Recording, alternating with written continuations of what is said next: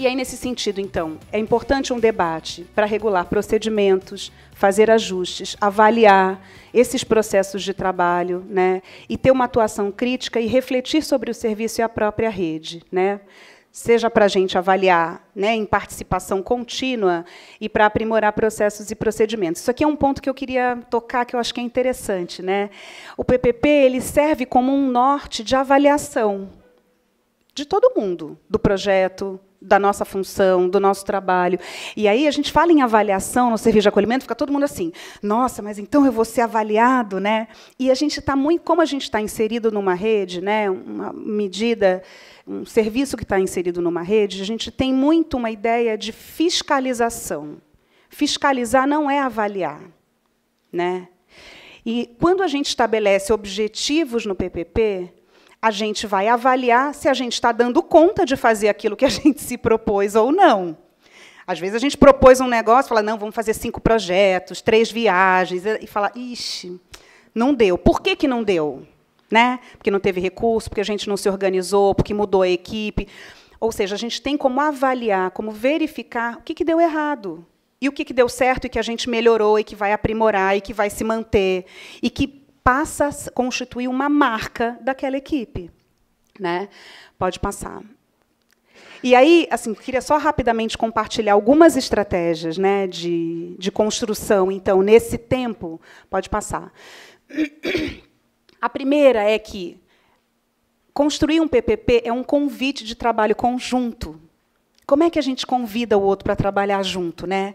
Eu lembro de um colega que falava assim, tem pipocas e pipocas dentro do serviço de acolhimento, né? Então, ficou uma equipe de plantão e fala assim, ai, gente, hoje, olha, está previsto lá no final de semana, tem que fazer pipoca. Então, uma dupla vai fazer assim, ai, que saco, esse pessoal da equipe técnica só inventa moda, ficar fazendo pipoca. Ó, gente, tá a pipoca aí, ó. A outra dupla fala, gente, ó, hoje a gente vai fazer um filme, então vai ter uma sessão de pipoca. Quem quer ajudar? Quem quer touca para entrar na cozinha? Quem já mexeu no micro-ondas? Bota uma bacia, todo mundo senta em volta. É outra pipoca. Né? Então, construir um PPP é um convite. Como é que a gente convida o outro para trabalhar junto? Né? Então, ele vai ser um documento que retrata e revela como a equipe trabalha e o que ela propõe. Então, a gente vai partir, não é de inventar, a gente vai partir do que a gente já faz, porque tem um trabalho que já acontece. Então, o PPP ele é uma possibilidade da gente olhar o que faz. Né? Como é que eu dou banho? Como é que eu organizo a hora da refeição? Como é que tem passeio, não tem passeio? A gente atende família, não atende família, ou é só a equipe técnica? Como é que faz? Né? Ou seja, tem um trabalho que já acontece, e esse é o ponto de partida para a construção do PPP, a gente colocar no papel o que a gente faz. É claro que, quando a gente vai discutindo e debatendo, a gente fala, então, a gente faz assim, mas podemos escrever de um jeito melhor. Né? Então, podemos fazer de outro jeito? Né? Podemos fazer um suco para receber as famílias? Né? Ao invés de ficar ali, ó, observando assim, que nem um segurança, para ver se a criança tem vínculo afetivo com a mãe e com o pai. Né? Quer dizer, qual é o trabalho? E quando a gente se põe a escrever, isso ganha uma outra dimensão. Né? A gente tem um distanciamento do calor da prática, do calor da ação. E isso é fundamental, ter esse tempo de parar para pensar no que a gente faz. Pode passar. Então, dentre algumas discussões, né, uma delas é a história da instituição, que eu acho que tem muitos aspectos interessantes de serem compartilhados. As funções. Vou descrever para vocês, na verdade, para finalizar, 2 atividades que eu fazia com as equipes. Uma delas é sobre as funções. Então, o que eu pegava? As funções descritas nas orientações técnicas, imprimia umas filipetas com a descrição de cada função, misturava, e cada um pegava uma. E tinha assim, psicólogo, assistente social, equipe técnica, gestor, educadores, apoio. E eles tinham que colocar a filipeta daquela função. Quem é que era responsável por aquela função? E era super interessante, porque, assim, bom, mas tem coisa que o educador faz que o psicólogo também faz. Tem coisa que o gestor faz que o assistente social também faz. Tem coisa que só o gestor faz. Ou seja, e o quanto a gente vai vendo que essas funções, esses fazeres, acabam se misturando no cotidiano do serviço. Né? Mas que é importante a gente ter clareza de por que é o educador que vai dar banho e não a psicóloga. Isso significa que a psicóloga nunca vai dar banho? Não. Mas por que o educador, então, é responsável por esta tarefa específica e de que jeito ele vai fazer isso? Então, essa questão das funções eu acho super interessante. E da rotina, enfim, combinados e etc. Como acolher e quem chega e como se despedir de quem está partindo. Acho que esses são dois tempos que constituem o serviço de acolhimento e que precisam ser pensados com muito cuidado. Pode passar. E aí, essa é uma atividade que eu gosto muito, assim, que é a gente pensar a rotina. Então, antes da gente ter uma rotina que a gente vai lá colocar no PPP, copia e cola, a gente fazia um exercício que era assim. Juntava os plantões. Então, normalmente são 2 duplas de manhã, 2 duplas à noite, né? Então, juntava 2 separadas. Dupla 1, dupla 2 da manhã, dupla 1, dupla 2 da noite.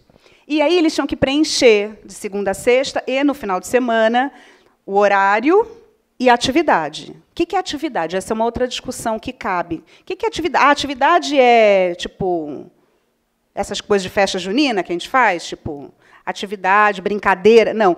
Tudo que eu faço é atividade, eu estou atuando. Então, abrir um portão quando alguém toca a campainha é uma atividade.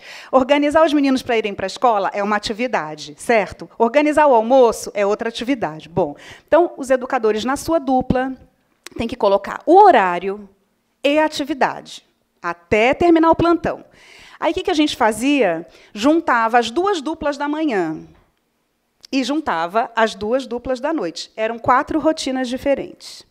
Se aproximavam no horário, mais ou menos. Então, tem uns marcos, né? Almoço é sempre no mesmo horário, jantar é sempre no mesmo horário, mas tinha assim, nossa, mas você consegue contar a história à noite? Eu não consigo.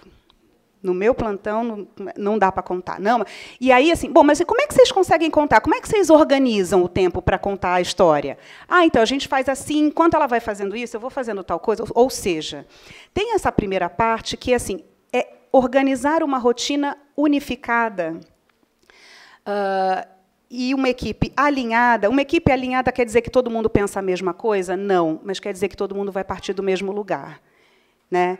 Então, tem coisas que a gente vai definindo como fundamentais e como importantes para as crianças e para os adolescentes, e se a gente não pensar junto, a rotina, o PPP, o nosso trabalho, vira simplesmente uma tarefa ou uma ordem que a gente obedece. E nisso não tem trabalho, não tem sujeito, não tem nada. Essa sugestão de roteiro, ela tem alguns itens, vocês já devem conhecer, isso vai estar disponibilizado depois para vocês por e-mail. Eu queria pedir desculpa, eu queria falar do tempo, queria me desculpar por passar do tempo, 5 minutinhos, mas queria ler uma fala do Antônio Cândido, por ocasião da inauguração da biblioteca do MST, faz um tempo já. Aliás, abriu ontem uma exposição sobre o Antônio Cândido, maravilhosa, no Itaú Cultural, que eu acho que vale a pena, quem tiver oportunidade. Ele é um cara incrível. Faleceu já. Ano passado. E aí ele fala, um trecho da fala dele na inauguração da biblioteca, que ele diz assim: acho que uma das coisas mais sinistras da história da civilização ocidental é o famoso dito atribuído a Benjamin Franklin: tempo é dinheiro. Isso é uma monstruosidade. Tempo não é dinheiro. Tempo é o tecido da nossa vida. É esse minuto que está passando. Daqui a 10 minutos eu estou mais velho. Daqui a 20 minutos eu estou mais próximo da morte. Portanto, eu tenho direito a esse tempo. Esse tempo pertence a meus afetos. É para amar a mulher que escolhi, para ser amado por ela, para conviver com meus amigos, para ler Machado de Assis. Isso é o tempo. E, justamente, a luta pela instrução do trabalhador é a luta pela conquista do tempo como um universo de realização própria. A luta pela justiça social começa por uma reivindicação do tempo. Eu quero aproveitar o meu tempo de forma que eu me humanize. As bibliotecas, os livros, são uma grande necessidade da nossa vida humanizada. Muito obrigada.